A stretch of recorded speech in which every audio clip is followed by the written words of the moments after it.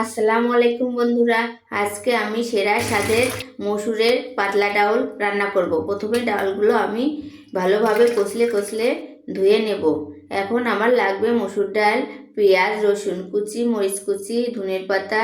এ পর্যায়ে একটি কড়াইয়ে আমি পরিমাণ মতো পানি দিয়ে দেব। তারপর ধুয়ে রাখা ডাউলগুলো দিয়ে দেব। কাঁচামরিচ, পেঁয়াজ, 1 চামচ লবণ দিয়ে আমি ডালটাকে ঢেকে সিদ্ধ করব 30 মিনিটের মতো। এবার আমি ঢাকনাটা তুলে ওড়ঙের সাহায্যে ডালগুলো ঘুটে দেব। ডাল সিদ্ধ করার সময় একটু তেল দিলে ডাল আর উঠলে পড়বে না।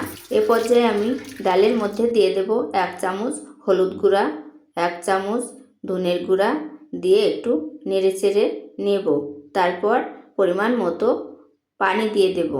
দিয়ে আবারও কিছুক্ষণ জাল করে এটা রান্না করব। এবার আমার ডাউল রান্না করা শেষ। একটা পাতিল নেব, তারপর পরিমাণ মতো তেল দিয়ে দেব।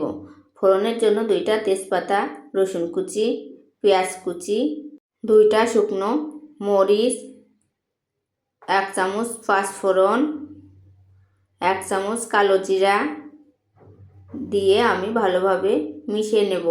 এবার যখন আমার পেঁয়াজগুলো বাদামি কালার হয়ে আসবে তখন এর মধ্যে আমি দিয়ে দেব ডাউল।